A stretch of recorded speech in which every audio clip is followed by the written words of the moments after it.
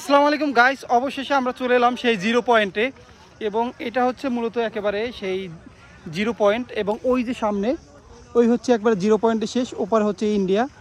আর এখানে কিন্তু অনেকগুলো পাহাড়ি বাজার আছে ছোট ছোট এবং এই যে বালুগুলো দেখেন হচ্ছে লাল বালু, যে বালুগুলো আমি যে হাঁটতেছি এবং লাল বালু এবং এই যে পাশেই কিন্তু পাহাড়ের বুকচির অর্থাৎ অনেক সুন্দর পাহাড় এবং এই যে পাহাড়ের যে কর্নারটা আমরা যাব সাইডে অবশ্য।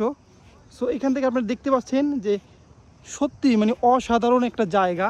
সো আমরা ঘুরতেছি, দেখতেছি এবং এখানকার সৌন্দর্যগুলো উপভোগ করতেছি এবং ছোট ছোট ভিডিও আকারে আর কি চাচ্ছি যে আপনাদেরকেও এই সৌন্দর্যটা উপভোগ করার জন্য।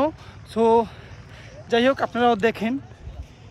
এই হলো মূলত আমরা একেবারে শেষ প্রান্তে অর্থাৎ জিরো পয়েন্টে চলে আসলাম।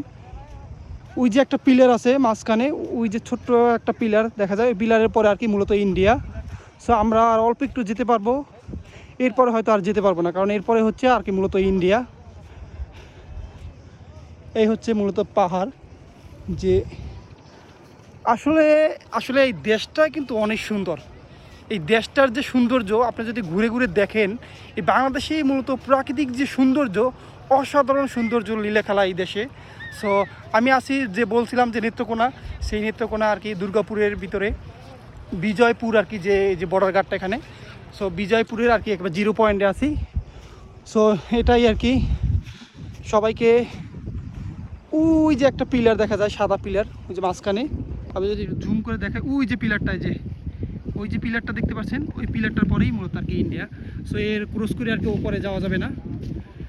তো যাই হোক, সবাই ভালো থাকবেন। আল্লাহ হাফেজ, আসসালামু আলাইকুম।